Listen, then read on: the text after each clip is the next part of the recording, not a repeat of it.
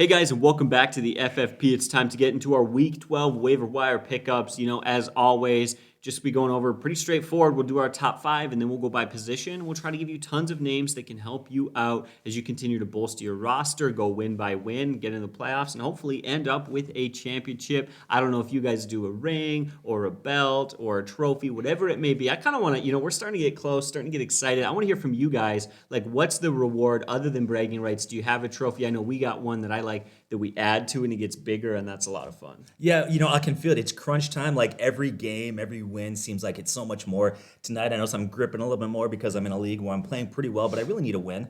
And yeah, you can feel it. Now, the one thing I keep forgetting is that extra game feels like so much more this year, doesn't it? It really feels like such a longer year. It's like, oh, there's a couple weeks left, but Yeah, we're I got really time. like halfway through the year. Yeah. So, but I'm excited to get into it. Like always, there's value out there. Continue to improve your team. All right, so as always, we'll start with our top five. So let's get into our number one. So number one waiver wire pickup this week, and we kind of talked about this. In my opinion, this has got to be one of, if not the most solid we've ever put a player as our number one pickup of the week. That's Elijah Moore. Yeah, there's another guy that was pretty high up there, another Eli Mitchell early in the year, but this is a guy that is our number one guy, Elijah Moore, 45% available. We've been talking about him for weeks. I want to reach through and grab somebody and slap you for why he's out there. Like, this guy is not just a dynasty guy for next year. He's now a guy that you can trust, and he's getting better and better. 45% available. Any thoughts on that? Yeah, no, so we talk about it. One of the things he's really good at is his speed, and you kind of have to be in that Jets team. You have to make your own plays, and that's what he does. He is super fast. I believe he runs a sub 4.40 at the combine. I mean, that's really quick. It's hard for anyone to cover that. That's like Tyreek Hill's speed. And, that gives him big playmaking ability where he can score, just about any time and turn around his fantasy production on a single catch. Yeah, we said it early on. This wide receiver class is amazing. I think we're going to look back years from now and probably declare this the best ever draft. This guy was taken second pick in the second round, so basically first round. Yet the guys that are taken ahead of him are all having phenomenal years. You look at Waddle, Chase, etc. But he's basically a first rounder. He's had 5 consecutive weeks with double-digit points in PPR scoring. He's had 5 touchdowns in 5 weeks. Today he goes out 8 catches, 141 yards, and a touchdown. He's getting better and better each week. And here's the thing that I love about this guy. The Jets defense is the worst in the NFL. So what does that mean? Garbage time stats. Volume, volume, volume. And so Elijah Mitchell, if you have a dynasty league, you better grab him. In fact, I think you have him in a dynasty league, don't you? Yeah, I do have him in a dynasty league. I'm really happy about that pickup. You kind of pointed out to me that he was even out there because it was just like we talked about. Wait, why is he even on the waiver wire at this point? Yeah, so you got to grab this guy, and you can start him, I believe, moving forward in redraft leagues, and he can win you games and win you championships. So Elijah Moore has got to be our number one guy. He's available for almost half of you out there in your league. Well, let's talk about, here's what I really like about him. He is clearly not quarterback dependent. I mean, this guy has succeeded with Josh Johnson, Joe Flacco, with Mike White. I mean, seriously. Zach Wilson. The quarterback situation there is not great. Dare I say, it'll probably be a little bit better, the next year, the year after. Like, throughout his career, it's not going to be this bad for this long.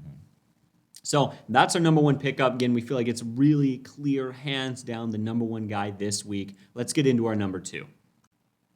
All right, so at number two, 42% available. We got to talk about Ramondre Stevenson. This guy is, this late in the year to have a running back talent this highly available doesn't happen very often. Yeah, so he was a guy that in the preseason was just crushing it, but Harris is there. And by the way, Harris is a good back, and when he's healthy, Harris is very good. But Ramondre Stevenson early in the year got in trouble, fumbled the ball, and I tell you what, if you can't hold on to the rock and you're playing for the Patriots, what does that mean? You're not playing. You're not playing. That's what happened. But you know what? He got back in Belichick's good graces, got some playing time, got better and better. You saw that his carries were expanded. We talked about last week. They increased 5 consecutive weeks.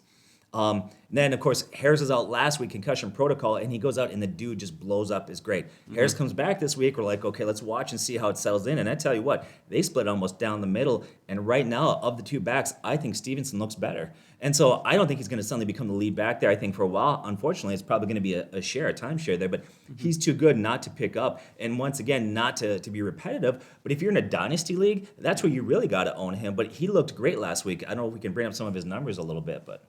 Yeah, no, and I love you pointed that out. We could really get into the breakdown of the details. I'm sure we'll talk about the numbers in a second. I guess the exacts don't matter, but that's just it. Last week was the week. That was the question mark. It's what we needed to see, and he was beyond fine. He was very productive. He was fun to watch. And again, what's really shocking about that, what's really gotten me, is he's one of the few Patriots running backs in the last, I don't know how long, that's actually been an efficient carrier, like over 5 yards per carry a lot of games. That's what really impresses me most. Yeah, his last 3 games where he's had double-digit carries, he had 10 carries, 20, and then last week still had 12 carries with Harris back. And he had 62 yards, 169. But here was his yards per carry each game: 6.2, 5, and 5.8. So he's being effective, he's being efficient, he's found the end zone, he's decent in the passing game. And so there's a lot of things to like about this guy. He's big at 227. I like big physical backs. I do. There's a lot of backs out there. Okay, a back out there I think that's very talented, but he's smaller, is Eli Mitchell. We said he's not a big back. And so a guy's, he's constant. He's effective, but he's always beat up. He's injured. But I think Stevenson's a guy that can go out there and take that wear and tear. So I like this guy. Yeah, and he's not so big that he's slow. He's not so big that he can't catch out of the backfield. And this is a Patriots team that they've got a young quarterback. They're getting better. I actually saw this just today. As of last week's games, the Patriots have the third best record in the AFC by a half a game, which means a couple weeks from now they could have the best or the second best record. They could be looking at a bye this offseason. That's insane. Well, here's what's crazy about that. As I look back, like, okay, they did play some bad teams. Okay. But if you look at the entire year, they could even have a couple more wins. They lost the very first game of the year by 1 point to the Miami Dolphins, and then they lost to the Bucs, I think, by 2 points. And then they barely lost to the Cowboys. And so, yeah, there's 3 games that they could definitely have, and they're getting better and better and better. It's like, who was the key to success? Is it Brady? Is it Belichick? Well, last year it's like, obviously it's all Tom Brady. But I tell you what, maybe it's both, because Belichick's showing that magic is back. Yeah, so that's our number 2, Ramondre Stevenson. Just to clarify, because we did talk him up a ton, the one reason that we feel like Elijah Moore is much more valuable than him simply comes down to the fact that there's a running back share there. If it weren't for Damian Harris, our opinion would be a little even higher of Stevenson. Yep. All right, so our next guy, we've talked about a few guys now who have dynasty value. Here's the opposite. This is a redraft league pickup. This is going for the championship, getting by week to week. This is not a lot of long-term value. But as far as right now, Devonta Freeman, running back for the Ravens, it's hard to ignore what he's been doing lately. Yeah, he doesn't have a high ceiling, but I think he's got a very safe floor right now. This is a guy that a few years ago, if you look at it, I think back when, I want to make sure I get the year correctly here, but if you go back to 2016 it was, this guy put up amazing numbers. He just crushed it. Or 2015 it was, yeah. He had 1,000 rushing yards. He had 73 catches. So the guy's got talent. Thing that I like about him right now is that he's playing an offense that, with Lamar's there, is pretty good today. They struggle. Lamar was out. Obviously, they need to get Lamar Jackson back, and we assume he's going to be fine. He was out with illness. It wasn't COVID related. Thing I like about him, one, they're giving him carries. He's had 13, 10, and 16 carries.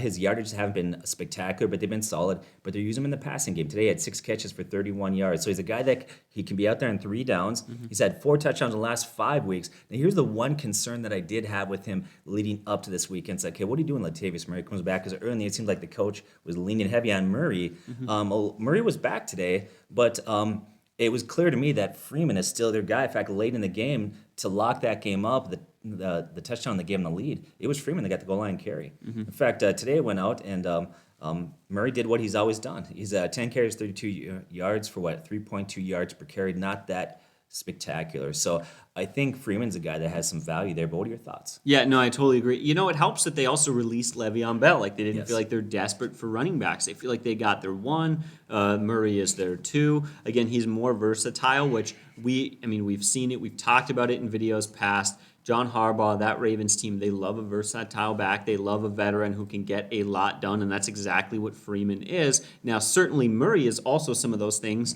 but Freeman's just more productive, and there's no arguing it. And in that sort of offense, with Lamar Jackson out there healthy, you got to think the touchdowns are going to be there. Yeah, the next 3 games are going to be tougher matchups against some defenses that can shut down the run. You got Cleveland, Pittsburgh, and Cleveland the next 3 games. But the positive side of it is this. Those offense, Cleveland and Pittsburgh, are struggling right now, so they're not going to get game scripted out. And so he should be able to get, 12 to 15 carries per game. So he's a guy that's not exciting, doesn't have a lot of dynasty value. In fact, I would say probably none at all. But right now, he can win you some games. All right, getting into our next guy, we got to talk about wide receiver Darnell Mooney. You said it a minute ago, so I'm going to kind of piggyback off of what you said. he wouldn't even be on waivers right now. He would be far more fantasy valuable if it weren't for the quarterback play. But he is insanely talented, and you look at last game, statistically, that really showed it. Yeah, going into this year, and I think in the offseason, a lot of people liked him. I liked him a bit. There's been quarterback issues there. But in spite of it, he still had some productive games. He's 44% available, so that to me is widely available. He's another guy, too, that I think that has value a little bit this year, but definitely a lot more in dynasty leagues moving forward. Today goes on, he has a huge day. Now, the one concern is quarterback play. Well, Fields left today with a rib injury. Okay, will he play next week or not? Well, they play on Thursday, which is basically 3 days away from now. I suspect he's not going to play. And I think Dalton is your better option as far as a safe quarterback play goes. In fact, when Dalton came in today, right after is when they threw the touchdown pass to Mooney. He's had 3 touchdowns in the past 5 weeks. He's had a couple times this year where he's had over 100 yards. 100 catches, that'd be a lot, right? Over 100 yards in the game. So this week he went 121 for a touchdown. Week before, he had 41 yards and a touchdown. You go back another week, or a couple weeks before that, he had a touchdown. And then back in week 4, he had 125 yards. So the guy has got potential there. The only issue is quarterback play. Now, next week, they have a great matchup. I think the quarterback is going to be Dalton. It's going to be on Thanksgiving, and it's going to be against Detroit. And Detroit's not a very good team there. And so I love Darnell Mooney next week, and I think he's a guy that you should put on your bench, especially in dynasty leagues. Yeah, he is insanely talented. He's got great hands. He's super reliable. In that sense, he can be the possession receiver, Wes Welker type guy. But if you've ever seen him play, did you see the touchdown that he had? He made moves after the catch. He was athletic, and he kind of put in work. Now, that being said, he had a lot of targets and not that many catches, but I still don't think that was his problem. So, there's some concerns there. There's a reason we didn't put him at number 1, but he is beyond talented. And if you're looking for an upside pickup, Darnell Mooney at receivers got to be a guy you at least consider. Yeah, he's a guy that I would call high risk, high reward. He's got a lower ceiling, but he's got high floor. All right, let's reverse that. Low floor, high ceiling. Something like that. Something like that. All right, getting into our final of the top 5 pickups, we got to go over and talk about a tight end now, Dawson Knox. Now, he's only 25% available, which doesn't sound like a lot, but if there were 4 people in a room, he'd be available for one of them. I know that's kind of a silly example, but I think it's worth talking about, and especially for the top 5, we want to avoid players who are highly available because they stink. And as we get into the year, we also want to cover the tight end position. We want to cover the quarterback. We want to spread out the positions, not just tell you just all running backs, even though it is the most valuable position to be looking at. But so anyways, Dawson Knox comes back from that injury. Remember, going into the injury, he had 5 touchdowns in 6 games. Goes into that game, goes into that injury, comes out, first game, stinks. Absolutely stinks. He played bad. But the Bills completely blew out the other team. They didn't need to throw the ball a lot. They looked really good. It was an easy matchup for them. In fact, I think I remember going over that. They had like 3 or 4 turnovers, quite a few rushing touchdowns. It was like just no need for them to use a guy in his first game back from the broken hand. So what does he do in game 2? A much tougher game. They're forced to throw the ball more. Who is the guy there? Dawson Knox just goes off. Insane. 10 targets. He went over 80 yards, 6 catches. He was really solid all around. Now, he didn't find the end zone, but does it really matter? He's still got 5 touchdowns in his last, 8 games now? He has been incredibly productive. And be quite honest with you, when you watch him play, Josh Allen seems to lean on him as his number 1 option. He's getting just about as many looks as Stephon Diggs, which is really crazy to make that comparison, but he is a key part of that offense. Yeah, he's a guy that for years people said this guy's very talented, but he just didn't quite bring it all together. This seemed like the year that he's really stepped into his own. Now, you have to look at not his total points, but his average points per game to understand how good he was. And if you look at average points per game going into this week, 6 among tight ends. And that was before this week, which he had a good week, and that's going to bump him up the list a little bit there. So he's a great guy. I'm in a dynasty league where if I have a weak position, it was the tight end. I didn't get a lot of guys there, so when the top guys were gone, I kind of shifted my draft a little bit, and I've been kind of streaming it. And then one of the owners dropped Dawson Knox. I couldn't believe that. He got injured. I picked him up, and I thought, there we go. This is my one thing that I was missing out. I'm so glad he's back now. I think he's going to be very solid moving forward. Yeah, absolutely. So that's our number 5. Love Dawson Knox. We could really begin to break it down. We have talked about him in a few other videos, but the fact of the matter is I have a hard time looking at the tight end position and seeing another tight end nearly as valuable as him. All right, now we're going to get into the quarterbacks. We're going to talk about 4 guys right now that you should consider. But before I get to any of them, I do want to remind you, hopefully a few of you are listening. I get you have injuries, you have just kind of bad luck, your season's not going so well, and you might admit to yourself, hey, I'm not playing for a championship right now. That's maybe time to pick up a young quarterback like Trevor Lawrence, Justin Fields, Mac Jones, whoever it may be, doesn't even need to be a rookie. Pick up a guy and stash him on your bench. Now, I'm not going to keep a quarterback. However, we design our leagues so you don't have to keep a quarterback. I have seen comments from a few of you guys, not many, who say we have to keep a player at each position, or it's a full dynasty, which means we keep our full roster. In that case, far more valuable to get one of these guys. But first guy we got to talk about, I know you like him probably even more than I do, and that's Kirk Cousins. Now, he's only 18% available, but the fact of the matter, his production fantasy-wise has been through the roof. Rob, why don't you just kind of add something to that? Yeah, why don't you hand me that right over there if you would, please? Just wanted to put this on display real quickly here. Put your jersey on display. It's So- fun. It was a good game. My cousin's jersey. So, anyways, so Kirk Cousins is a guy that's had a lot of heat. People say he can't win the big game. Maybe that's the case, but I don't think he's very underrated. I think the guy's got a lot of heat. You win as a team, you lose as a team. This is a guy that we said in our last video that I think the last 3 years he's had a quarterback rating over 100. He's tracking to do that now. He went out today. I talked to somebody earlier today that said he's having an okay year. I'm like, what do you mean okay?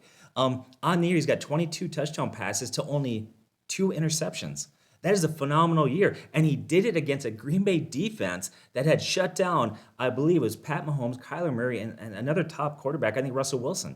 And so it was really amazing what he did. Now, granted, he almost had an interception, almost cost us the game, almost made it. But you know what? They didn't. And so he's a guy that I think gets very underrated. And yet, year after year, this is a guy that gets drafted around 15 or 16, never cracks the top 12. I don't know why that is. Yeah, so here's a funny thing. He's averaging 20.85 fantasy points per game. That's 1.5 points less per game than Pat Mahomes and Dak Prescott, and people wouldn't dare put him in the same conversation as them fantasy-wise, but I think you might be wrong. Plus, he's got a great week next week. I wanted to start talking a little matchup stuff. This isn't a start-sit video, but we're getting far enough into the year that a lot of your pickups are one-week plug-and-plays. And so if you have maybe wondering about that, he plays the 49ers, giving up the 4th most fantasy points to quarterbacks. So I think he's a good multi-week option, but he's also a good one-week plug-and-play if that's the only thing you're looking for. You said it earlier, I think he's on pace for 36 touchdowns on the year. Now, there's an extra game this season, but certainly he has been very productive, very fun to watch. And you know what? He's got receivers there too, so he doesn't have to do it on his own. No, you mentioned that he's averaging like 21, 22 points per game, I think it is. And that was before today, which he got almost 30 points. Yeah. And so that number's only going to go up there. I tell you what, I made a mistake. I don't know if I'd call it a mistake, but I wanted to show up my quarterback, and so I made a trade with somebody, and I had Kirk Cousins, and I was fine rolling with him, but he had Matthew Stafford. Now, I do think when it's all said and done, Matthew Stafford's going to be the better option. But since I made the trade, Stafford's had a bye and laid an egg, and Kirk Cousins has been just fine. So hopefully that comes back around, and I think that it will. So Yeah, so there's Kirk Cousins. We'll get into a few more quarterbacks. I don't want to say this. It makes me uncomfortable. But at 49% available, I think you need to consider picking up Cam Newton.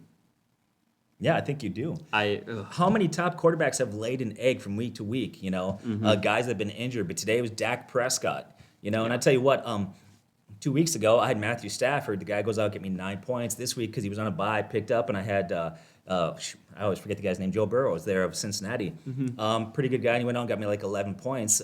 Compare that to Cam Newton. I tell you what, I'd be happy for the stats that he's put up. And he looks like he's right back at home where he belongs. Yeah, 2 touchdowns in his first game back, 3 touchdowns in his second game back. Now he goes into a great matchup versus the Dolphins. Here's what I want to point out about that matchup. He's going to play good in this game, and then next week he's going to be way less available. He is 49% available now, but he's going against the Dolphins, giving up the 10th most fantasy points to quarterbacks, and they're particularly vulnerable to mobile quarterbacks. And remember that this is the team who just last week allowed Joe Flacco a quarterback rating of over 100. Joe Flacco and the Jets. Imagine what this offense that has more weapons can do, right? And so I think Cam Newton's going to be a lot less available in the future. If you think you want to pick him up, you're probably going to want to do it now. He's been very productive, and with those legs, he's probably going to demand the majority of the touchdowns in that offense. There's some risk there. I don't have huge faith in him, but he seems like a very safe quarterback pickup. Yep. What about Derek Carr? We talked about him a lot this year, so I'll keep it brief. He's 24% available. He's fourth in passing yards this year. Huge volume quarterback with Hunter Renfrow and Darren Waller there. He's got weapons. And his next three games are great matchups versus the Cowboys, Washington, who's actually the worst defense versus quarterbacks, and the Chiefs. Also, the Raiders are 26th in points per game allowed, so that bad defense forces them to throw the ball a lot. Definite safe volume play there from Derek Carr. He's seen some inconsistency and some bad performances based off of matchups, so I would say that I tend to sit him versus good defenses, but as far as a pickup to play in the right week, he's a good guy. And then we'll go over one more just because I wanted to have at least four. What about Carson Wentz, who's 45% available?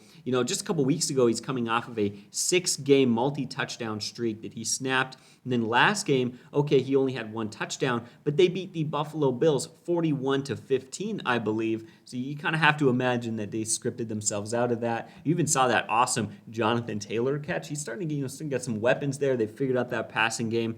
Now heading into this week, they play Tampa Bay, and Tampa Bay is just the perfect matchup for a fantasy quarterback's production.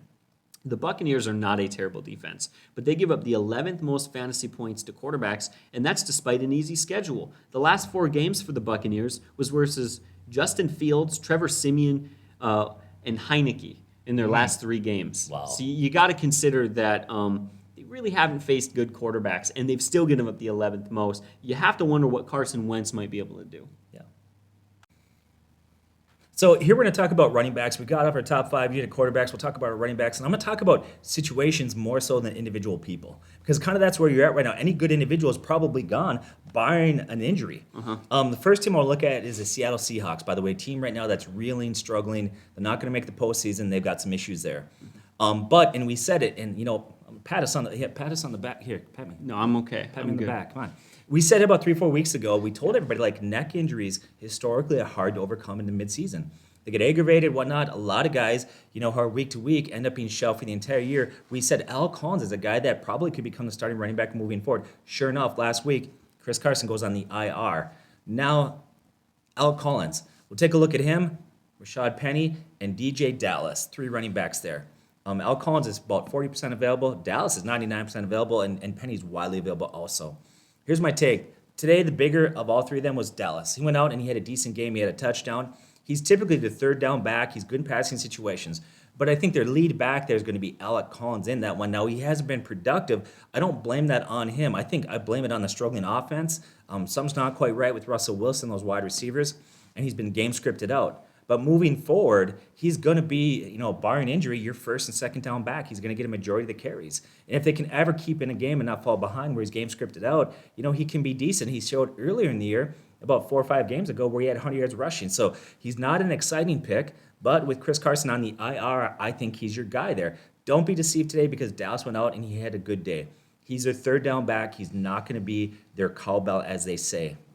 Anything you want to add? No, nothing to add to that. Okay. Now let's talk about the Titans running back situation. This thing is just a mess. And we lean towards Foreman, and I still think Foreman's going to be a guy that's probably going to outcarry the other guys there. But we also said this is going to be kind of a mess and looked at. Now, I'm going to start with Adrian Peterson at 60% available. We got Foreman, 37% available. And then today, a guy named Hilliard took off, and he was huge, and he's about 90-some% available there. Okay, so what happened? 1, Peterson looked the best he's looked all year today. Maybe he's getting his legs back, maybe he's starting to get back into football shape. He looked pretty good. Foreman had touches. None of them looked bad per se. The guy that got the most action was Hilliard, who took the place from McNichols, who was gone and injured. McNichols has been their third down back. He's strong in the passing game there. And so Hilliard kind of took that role over. And the reason why he had such a big game compared to Foreman and Peterson was because they struggled. Man, something's going on there. These guys have been overcoming. The Titans have been amazing, overcoming adversity after adversity. And then today they play the Texans, and they just blow it. And then, of course, you look at the quarterback, Tannehill, goes out and throws 4 picks. Yeah. So they fell behind. They were playing catch-up the whole time. So that was a game script issue. I do think if they're not behind like that, I still think that Foreman's probably going to get carries, but he's not going to be the sole guy. It's going to be Peterson there. Here's what I would say. Now, we know that Julio Jones is on the IR right now. And then Brown got injured. He didn't come back. And so if moving to the next game, those guys are out, I think you're going to see a lot of targets to the running backs, and that would probably, that would probably add value in PPR scoring to Hilliard or McNichols. But once again, if you want one guy that's going to become your bell cow like Derrick Henry, it is not going to happen. Anything? Yeah, no, nothing to add there. Just like you said, Derrick Henry is Derrick Henry. They're not going to play to that level of production. And then again, because they're not that good, they're all very similar. None of them are going to see that amount of volume, right? So there's going to be some value there. It's going to emerge at some point, but I'm not particularly huge on targeting one of those guys right now. We are late enough into the season that you need to be very careful about using your waiver wire claim priority on the right guys. Yeah. Now, is it worth stashing one of those guys on your bench? Sure, if you got a large bench, I would definitely do it. Like you're one injury away or one big game away from having a viable back there, but it's hard to rely on those guys long term. Another running back situation that we have to watch closely. Now, we're doing this Sunday. You have to look injury reports. Things can change in a 24-hour period. That's the Jets. A guy there that I have been a huge fan on, but Michael Carter's been good. He's been getting volume. He's been getting points. Well, today he gets injured. He didn't come back. Now, we don't know how serious that injury is going to be, but moving forward, if he can't play, so that comes to Ty Johnson or Tevin Coleman. Before I get anything more about those guys, any thoughts on either one of those backs? Yeah, a little disappointing there on Carter. I've been a big fan of his, rooting for him, and he's been producing pretty well amidst the crazy offense, the just defense stinking. That team as a whole's got issues, the quarterback stuff. He's been good, then he gets hurt. That kind of stinks, but, it will be nice for them to see what they've got with Tevin Coleman. We're not sure, or excuse me, with Ty Johnson there. We're not sure exactly what his role is going to look like. We talked about it earlier, as we always talk before we get into these videos, and you said, yeah, he's been great third down back, but who knows if he'll be a 3-down back. There's a big difference between those two, so I'm a little excited to see what his role is going to look like, but there's definite upside there. Yeah, there is upside there, and at this point you got to sometimes just play week to week. Here's what I suspect is going to happen if Carter cannot play. I think Tevin Coleman will probably take the first and second down role, the role that Carter had, and let Ty Johnson stay in his role. But I like Ty Johnson. I like his upside. I also like the fact that he can be very active in the passing game. He's got good hands. And the Jets are terrible, which means they're always playing from behind, which means he's going to get targets. So if I had to look at the two backs today and had to choose one, I would lean to Ty Johnson. But as we said, you're going to have to watch the injury report, hear what the coaches say, but watch the Jets running back situation there, and you could get yourself some fantasy value. Another running back situation we need to look at is the Falcons. Man, that's another disaster there, too. And I don't know if you even want to touch this thing with a 10-foot pole. Mike Davis was a guy that held some prospect going to this year, but he has not done anything. And he's been pretty much just, his role has been getting smaller and smaller. 2 weeks ago, Wayne Gallman came out, had some production there. Coach said it was because they had a Sunday game and a Thursday game, and they were behind, etc. That might be the case because last week, Gallman didn't do a whole lot Thursday. Well, with Cordell Patterson out there, last week they went with this guy named Olesen. Is that Quadre Olesen, whatever that is? Yeah. And he's 99% available. And now people are saying, well, he's the guy. He could be. But here's what we found in situations like this. Cordell Patterson comes back. He's going to get carries. He's been probably their most productive weapon now that, well, of course, you got Kyle Pitts there. But now that you have Calvin Ridley gone, if you have a deep bench, you could put a guy like that on there, but I don't know if I trust anybody at this point. I think this is a team that going into the offseason is going to have to look at their running back situation seriously. I don't think any of those guys are the answer. I think the one guy that you could start is Patterson, but you could also play him as a wide receiver also. But he did have a good game. I think he had 9 carries at around 50-some yards. He looked decent. He looked best of all the backs out there. But I don't know. What's your take on all that? No, you said it at the very beginning, and you're really going to go near that right now. None of those guys are worth picking up for Dynasty. So that sort of a pickup is for the fantasy owner who's trying to win a championship. You think those guys are going to crack your starting lineup? They're going to win you games? No, they're not. And for me, it's an avoid the situation. You said it earlier, and I like what you said. Maybe a few weeks from now we see that Olesen is, he's got a bigger role. But what are the odds of that? I'm going to say, less than 20%, if I'm being honest. I don't think there's a great chance that happens. Any more running backs to get into there? No, let's move on to the wide receivers. Now, here, it is Sunday night. We'll have to watch games, injuries, things can happen. That's why often when we do our starts a video, we'll add some waiver wire information into there. But as far as backs go, that's what we have for right now. So now we're going to look at a bunch of wide receivers out there. A guy that's not readily available, but we always like to mention him because for 1 in 5 of you, he is available. That's Hunter Renfrow. Today he was quiet, but I'd say every game this year he's had double-digit points in PPR scoring. Only twice has he not had double-digit points, and today was one of those days. But he's a guy out there that's not exciting, he's not sexy, but he's a safe play. Another guy out there that's only 23% available, but you need to look at because if he's in your league, you need to grab him. That's Brandon Ayuk, the wide receiver for San Francisco. And what do we say about him? He's back. He's back. Last year he had a great year. He came in, he got in the doghouse with some injuries. Coach felt like he wasn't doing a practice, playing well in the practice like he needed to perform. Last few weeks it was getting better and better and better, but his production is there. He is back. He's a guy that you can definitely play. Now the problem with it is he's not going to have a high ceiling because you also got George Kittle there, and you got Deebo Samuels, who by the way is still having a phenomenal year. The guy is just crushing it. So keep an eye on him. Now a situation that you can, especially coming up this Thursday, you got to look at is the Dallas Cowboys, who, by the way, really struggled today against Kansas City, a defense that seems like it's improving there. But you got Cooper, who's on COVID, and they already said he's going to miss Thursday's game because they play on Thanksgiving. So Cooper is out, and then today, CeeDee Lamb leaves, and he goes in concussion protocol. In concussion protocol, it's hard to clear when you only have 3 to 4 days. I suspect both wide receivers are gone, and that leaves Michael Gallup and Cedric Wilson to play Thursday night. Michael Gallup is 32% available, and Wilson is 98% available.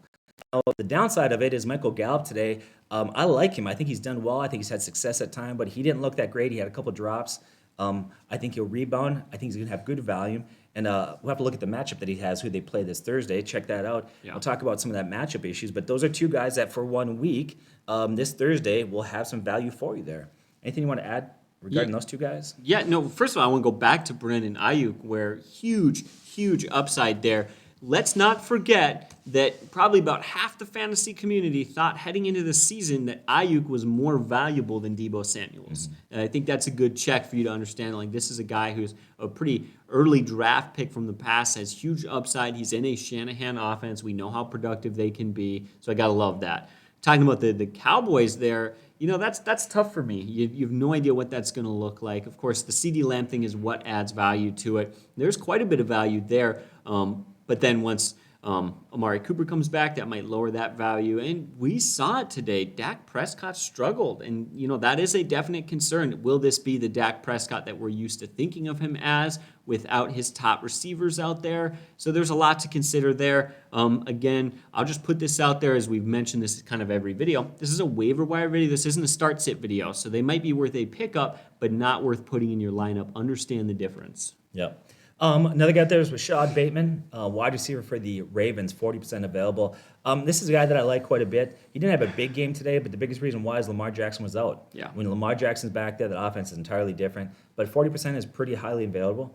Another guy to consider out there, and we'll have to watch Monday night's game to see it, but I love Kadarius Toney. I love this guy. He's so talented. He's underused. His role is going to grow. He's shown how talented he can be. Mm-hmm. But watch Monday night, see what happens. You have to watch injury reports there because they have a plethora of wide receivers that can fill in. Yeah. But right now, he's got by far the most upside of any wide receiver on that team. In fact, some of the most upside of any wide receiver in the league as far as young players go.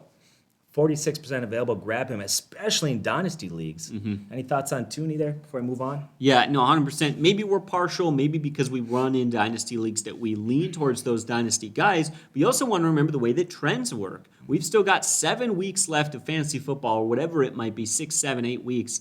The fact of the matter is those young guys are more valuable for next year. But NFL teams see that as well, and they're going to develop and give those guys more touches. We see it every year. Older players like Mike Davis, who start the year as the starter, and teams just say, you're not very productive, you're not worth it, we're going to give touches to the young guy. So, we're going to continue to see that trend. He's got value for next year, but that also equates to value for this year. Yeah, it does. One or two things happen as you get deeper into the year. Either one, they're not a contender and they got to rebuild, so they look at the younger players to really see what they've got in them. Or two, they are a playoff contender and they want some of their veterans to rest, so these younger players, as the year goes on, gets more touches. So, and 3, they're rookies. They're second-year players. They're getting better. That also helps. Exactly.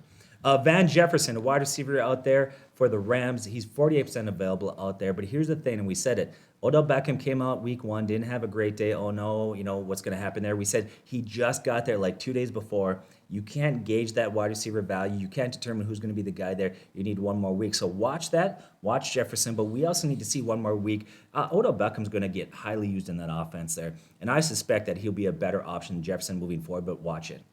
Another guy that you liked, you talked about Locko in the year. He says he's not really excited, but Russell Gage. Yeah, no, not really exciting. But again, coming into the year, it was like Julio's leaving. Calvin Ridley's going to step up, but they need a wide receiver too. Now, even Calvin Ridley's gone, and there's the injury to Patterson as well. He's got to have at least some volume, right? Yeah. Now, here's the thing I would say with him is, one, he's 83% available, so he's widely available out there. 83% of you can grab him. 3 of the past 5 weeks, he's had good numbers that you could play as your wide receiver 3 and be happy with those numbers. The problem is the 2 other weeks in between there, he got 0 catches. So he's kind of like Dr. Jekyll, Mr. Hyde. You don't know what you're going to get there, but they don't really have another wide receiver. I think he's getting more comfortable in that role. He's coming back. I think he's a guy that you need to put on there. Here's why I would trust him at least next week. He plays the Jaguars. And so I think he's a guy that if you're desperate for a wide receiver play, next week he could be that guy for you. Yeah, that's a downside, right? The inconsistency, the fear there that he might be a bust for you. But what about the other side, Rob? What if you are desperate for a wide receiver and you need big points to fill in your roster? We've been there. Hey, I'm competing to make the playoffs. I'm actually competing to win the division. This is a close game against another good team, and I can't just have a 6 to 10 point performance from my wideout. I need to be getting over 20. They might benefit a little bit from that higher upside. Yeah. One that you may consider out there is a wide receiver for the Titans. I don't even know how to say his name. Westbrook. No idea. Say it. It's not worth I want it. them to criticize you and not me. Icon, I think it's Westbrook Icon. Anyways, wide receiver there for the Titans. Brown left today. He was hurt. We talked about Julio being out. Here's the concern I have with him. He had a big game today. And early in the year, he also had a big game there. But next week they play New England. That defense is so good against the pass. He's going to get blanketed out there. And then the week after, they have a bye. So when you come back from that, I got to think that Brown and Julio are both going to be back there. And so as much as that's tempting, maybe you could stash him on your bench if the injury to Brown is long-term. But I just won't. Would you play that guy against the Patriots next week? No, you need a prove-it game. And you're not going to get prove-it game production from a game versus the Patriots. 2, we saw what Tannehill looks like without his top 2 receivers. He was okay without Julio. Okay, he's pretty good without Derrick Henry. Okay, now A.J. Brown got started. At some point, he needs somebody on the field, for him to have some production. So that is a big fear. And like you said, we probably wouldn't even talk about him, but we felt like if we don't mention him, someone's going to be like, you forgot about Westbrook. Yeah, he had a phenomenal game. And he's 99% available. You should grab him. Go ahead and do it if you want. Yeah. Play him against the Patriots. Probably a bad idea. Well, and you might be right. Maybe you take the risk and he's valuable for 1 week. Is that really worth it? Man, I play conservative, especially this year when you need it. If I lose the playoffs because I play a guy that the numbers tell me I should play him and I lose, I can live with that. But if I roll the dice and I lose and I don't make the postseason because I didn't see there was a bad idea to start a guy against the Patriots, I'm going to kill myself. Yeah. 2 other things we want to talk about real quick is Valdez-Scantling, the wide receiver for the Packers. This is just like Kansas City. Who's the number 2 guy? From week to week, you don't know. This week he goes out, he has a huge game. He had 4 catches, but on 10 targets. He's always been very hit or miss. I guess you could call him the number 2 guy there, but I don't trust him. And so I think he's a guy that high volume against the Vikings offense playing at home. The Vikings scored a lot of points there, but from week to week, he's a guy that just is not consistent, and he's had an issue with drops. So I probably wouldn't lean that way either. Let's talk about Arizona there. I tell you what, they've done pretty good. All credit to Colt McCoy. He's played 3 games, and 2 of the 3 games he's looked really good. He looked good again today. They got the win.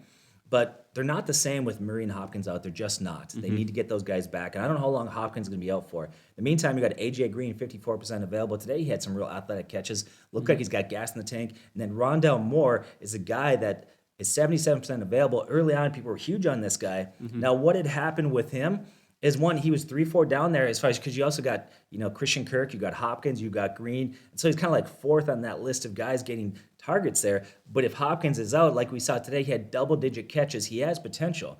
I would say it's more value probably in a PPR league. But definitely watch that. Watch the Hopkins situation. He's a guy you want to stash. And I know I said it already, but there's one league where you want to definitely have him on your bench. What kind of league is that? Dynasty. Yes, because he's a rookie, so. All right, now we're going to get into the tight ends. We already talked about the most valuable of those guys, and that is Dawson Knox. Now, Dawson Knox is valuable because we've seen his upside is up here, but he's also a fairly safe pick who's going to see some volume. There is some concerns that, however, with, maybe inconsistency in that Bills offense. The last couple games, they've had a few off games here or there. So getting into the tight ends, there's one other guy that stands out above the rest, and then I'm going to give you a ton of options to consider that aren't necessarily phenomenal but need to be mentioned. But the one other guy that stands out to me has to be Pat Freiermuth at 48% available. Now, heading into Week 11, he had a 4-game stretch where he was second in tight end scoring. He was averaging 7 targets and had 3 touchdowns over that span. He is wildly productive. And then he goes into this week's game, Steelers versus Chargers. First drive, he sees 3 targets. 3 targets out there in the first, or I don't know what it was, the first 9 minutes. It might have been the first 2 drives, but I think typically, the first 8 or 9 minutes of the game are usually one drive for that offense. But kind of watched that and, doing our research throughout those games, just thought, man, immediately, this is a guy who he's racking up a lot of volume in this offense. He's becoming more important of a piece to that offense than, pretty much any other player other than Najee Harris, arguably Deontay Johnson, but he is seriously earning a role there, and he has the potential to be a top 3 tight end. Not sure how that's going to shake out, but we got to put him above some of those other guys for the upside. Yep. Other players to mention are Adam Troutman at 93% available. Last game, he had 8 targets, 5 catches, 58 yards, and a touchdown. And over the last 4 games, he's actually averaging 7 targets a game. He has been very productive. I love that phrase. I know that's my kind of catchphrase there, but there are some things to note there, however. In that 4-game span, I did the math. He's actually just 19th in tight end scoring. So even though the volume was there, he wasn't really producing all that well. And last game he produced well, but it was versus the Eagles, who allow the most fantasy points to opposing tight ends. And next week he plays the Bills, who give up the 6th fewest fantasy points to tight ends. So for me, I'm not going to pick up Adam Troutman. But it's hard to ignore a guy who's seeing 7 targets a game. It's hard to ignore a guy who just had a monster performance, 58 yards, 5 catches, a touchdown. How do you not at least monitor that? If you're desperate for a tight end, you can pick him up, but I'm not sure that I quite have enough faith in him to be like, yeah, I'm going to use my waiver priority on him. I'm going to plug him into my roster, things like that. A lot of guys who are not highly available, not super talented, but they are fairly valuable, and I want to mention all of them. So let's go quick down the list. Dallas Goedert's 18% available. I like Dallas Goedert. He's seen significantly more targets since Ertz left, but it hasn't resulted in touchdowns, and it hasn't resulted in a massive amount of yards. Pretty much all tight ends are going to be touchdown dependent because none of these guys are consistently going to be topping 100 for you. So there's some value there, especially more in PPR leagues. That's something to kind of monitor there as well. Evan Ingram, 69% available. Very similar issue there. There's so many weapons in that offense. It's not a very productive offense. I don't trust the quarterback, and the touchdowns haven't been there for Ingram, although he has back-to-back weeks with a touchdown. So they haven't been there year as a whole, but recently they have been. The question is, and what confuses me most, he was getting more volume, and then the last 2 games when he scored was actually the games he saw less targets. So it feels like there's no, I don't understand exactly what that offense looks like from week to week. I do have to mention him. He does have some value. I don't know about you, Rob. He's just confusing. Of all the tight ends, I don't get it. So I like to be locked and loaded at every position. That's hard to do. So here's what I would do right now. If you have to reach for a guy like that, unless you have a really good tight end that's on a bye or injured or maybe a really bad matchup, what I would do is I would probably package and trade for a solid tight end, a guy that I think is top 5. Because here's why. You can make up at other positions. There's always running backs out there. You can stream wide receivers, but that's one position, man. It's really hard. Do you want to trust Evan Ingram to win you a championship? I don't. But if you can't make a trade, and if you're in a pinch or if you're on a bye, you might need to consider them, especially if you're in a deep league. We played in leagues where there are 16 teams. That's a lot there. There are a few other guys very similar to that. Dan Arnold, Noah Fant, both have some extreme inconsistencies. You wonder about the touchdowns, but there's one more guy to talk about because, again, there's some options there, some guys to look at. But I think you got to consider, especially in a standard league, because a guy like Dan Arnold could get you 8 targets in a game, and he can scrap together some fantasy points in a PPR based off of catches. But if you need a standard league option, I think you need to look towards Zach Ertz's way. Now, remember that he struggled for a couple of games there, but a couple of games there, they didn't have Kyler Murray. And so, in fact, he's got 4 touchdowns in 4 games with Kyler Murray. You got to wonder there, he is the red zone go-to look option, especially with Hopkins out. Yeah, I had Zach Ertz, and I actually traded him away. Yeah. But I kind of went to that, and who I ended up getting is my guy now is George Kittle, which, by the way, is back 3 touchdowns 3 weeks in a row. I trust George Kittle moving forward. This guy's a stud. But this week I watched Ertz do that. I thought, oh, my God, this guy's killing it. But, I like him. He's not going to be the guy he was years ago, but he's definitely a solid play there. Well, that's okay. I made the mistake. I had Mark Andrews and Rob Gronkowski. Gronkowski was number 2 in fantasy through the first 3 weeks, and I thought, I need to upgrade another position due to injury that happened in the first couple of weeks of the season. So I traded away Mark Andrews, and then Gronk got hurt, and Mark Andrews got really good all of a sudden. Yeah. It was Although so frustrating. He's tapered off a little bit. He's cooled down. Now, some of it might be Lamar's out, but yeah. But yeah, Andrews is having a very good year. Never trade a tight end. For us, it just hasn't worked out. Who you draft, you just have to keep for the whole season. All right, we are getting into that part of the video. I said it last video, I'll say it again. Leave a comment if you're still watching for the kickers and the defenses. And you know what, Rob, I don't know if you saw this. We did get one comment. He said, I'm still here for the kickers and defenses. Praise God, yeah, like they matter. I tell you what, this week I'm going to win, I'm pretty sure. But I tell you what, I was gripping. I was supposed to crush this guy by like 30 points. And at one point in the game today, it had him beating me. Well, eventually I made it up. And it was because my defense and my kicker killed me. My kicker was Bass, who's normally really good. And I streamed Tennessee's defense. Got me 0 points. Man, they matter. So you want a worse example of that? Many years ago, I was in a church league, and I was in the playoffs. Game to go to the championship. Things are going really well. Think back in the day, the team I'm going against has Seattle's defense. This is Legion of Boom. Like 30 points to beat you, right? I'm up by like 32 points. My quarterback outscored his. My running backs outscored his. My wide receivers, my tight ends, my kicker outscored him. I crushed this dude. I am getting ready. And then a Monday night game happens, and the Seattle defense put up 42 points, and I lost that game. That will haunt me. In fact, I'll probably be complaining about that on my deathbed. It's going to be on your gravestone. It's going to be on my gravestone, if I can Curse afford a it, gravestone. But let's get into the kickers. As always, we're not going to waste a lot of time here because there's tons of options, so take your pick. 24% available. Nick Folk is still first in fantasy points and fantasy points per game, and it's by a long shot. He is not just number one. It's not even close. He has scored 22 more fantasy points than the next best kicker. He actually has a 20% lead in overall fantasy points over the next best guy. 20%. Next best guy is Tyler Bass, who's been phenomenally good as well. Nick Folk is insane. You need to pick this guy up. He's got 16 field goals on the year between 30 and 50 yards. He's got 4 50-plus yarders. He's got like 4 or 5 kicks below 30 yards even. He's been great. He's on a perfect situation. I love kickers that are in teams that can move between the 20s, but are not spectacular because you don't want a bunch of extra points, right? So their offense is good enough to move the ball, but here's the thing. I love good kickers that have great defenses 100%. Because they can win a game if you're kicking 4 or 5 field goals, and so he's in a perfect situation there. Well, you got to start to wonder there. 2 kickers who've done really well, all-time greats, Gostkowski and Vinatieri, both played with Belichick. Now Folk is playing great with Belichick. Do you see like the secret The kicker whisperer? Oh, I didn't know you were going to say that.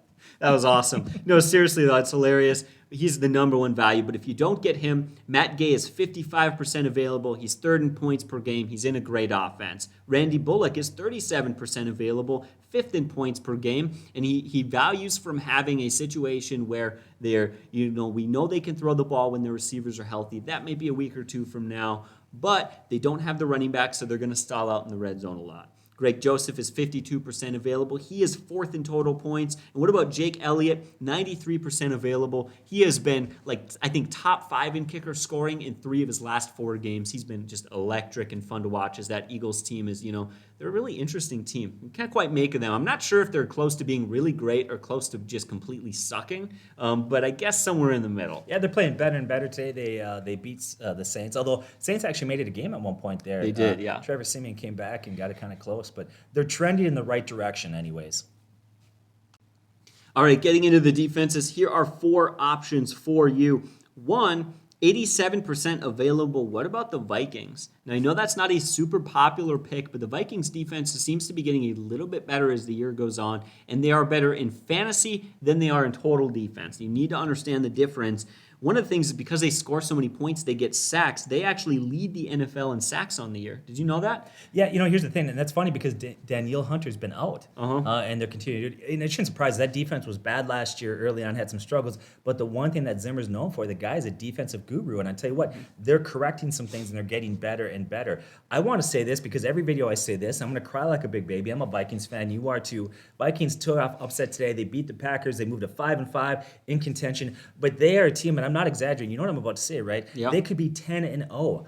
Ugh. They're the only team to be winning by 7 or more points every game this year. That's better than it. And I don't get it. But hey, so there's more things to understand there. They've been getting better as the year goes on. They're 9th in fantasy points per game, and they had a tough schedule. Bengals, Cardinals, Seahawks, Cowboys, Ravens, Chargers, Packers. Those are good offenses. Those are really good offenses. It's been a tough schedule for that Vikings defense. Next week they play the 49ers. That should be a bit easier of a matchup. Not a gimme. They've got weapons there. Kittle's good. They got some backs there. They got Debo and Ayuk. But they're not as good as, I wouldn't say they're as good as the Packers offense. I wouldn't say they're as good as the Cardinals offense or a healthy Cowboys offense. So yeah, they, faced a tough schedule. In a couple of weeks when their matchups are easier, the Vikings defense are going to be sitting pretty in fantasy. What about the Cowboys defense? They are 39% available. They're third in fantasy points per game through the first 10 weeks. And in those games, they got 14 interceptions, four touchdowns in those games, And what really has produced their fantasy numbers there for them is they're getting extra sacks and picks because teams are throwing the ball, because the Cowboys are scoring 31.6 points per game, and they have a great schedule coming up. Their upcoming games are against the Raiders, the Saints, Washington, the Giants, and then Washington again. Great series of matchups there. And I know you guys I hear it in the comments all the time, you want to start thinking about those playoff matchups. Well, we're starting to get there. And yeah, you come 4 or 5 weeks from now when it's, it's time to get clutch, win or go home. When you need those final games, you got to finish strong, like playing against Washington or against the Giants or, against Washington again. Hard to argue with those kind of matchups. The Eagles are 82% available. They have upcoming games against the Giants, Jets, Washington, Giants, and then Washington again. So there's another easy schedule. I'm just picking on the Giants here, or the Washington here. Anyone who plays Washington or the Giants, good games. Yeah. Well, that Washington defense has been improving, but they did lose Chase Young. Yeah. And I think that's a defense that's shown that they're not going to be what a lot of people thought they were going to be. So even if they make improvements, they're still defense that can be exploited. Yeah, and this is an Eagles team that held Denver to 13 points. In fact, they have scored 21, 15, and 11 fantasy points in 3 of their last 4 games. Huge upside there. Finally, fourth defense to cover, 44% available, is the Colts. Next week they play Tampa. That's a bad matchup. But going out of that week, talking about some other weeks, in the future, they're 6th in fantasy points per game. They just held the Bills to 15 points, picked off Josh Allen 3 times, and had 4 total turnovers. Hard not to imagine there that the upside is big, but you got a grin on your face. So here's what I did. So I had the Colts defense last week, and they were decent. They had a good week for me, right? But I looked, do I keep them against the Bills? No way. Josh Allen, especially when I can pick up the Titans defense, have a great matchup against Houston. Oh, man, and I just left it be. I would have been just fine, right? Although I think in retrospect, you got to go with the numbers. I still think that was the right decision going into the week. But yeah, the Colts, I tell you what, they're looking better and better. They're a serious contender because they can run the ball really well. Carson Wentz is looking like he used to be. They got some solid young players on defense that are getting healthy. So I think the Colts are a good team. And did you see that 22-yard touchdown catch by Jonathan Taylor? Yeah. And he had to fight into the end zone. It was so funny. Going out for the catch, making the catch, running the route, he looked like a wide receiver. And then as soon as he caught the ball, he was like Derrick Henry. It was like you were not stopping him. It's fun to watch. And I'm just saying, I was watching some NFL MVP odds stuff, checking that to see what it is. Like 8 of the top 9 guys are quarterbacks. Yeah. One of the top 10 is a receiver, but one of them is Jonathan Taylor. Yes. And I would love to see him win MVP if he can keep doing what he's been doing. Yeah, he's been great. But hey, guys, that's the video. Again, just going over some waiver wire options there for you. Pretty straightforward. As always, we'll try to be in the comments section, answering, helping you guys out as much as possible. You guys have a great day, and God bless.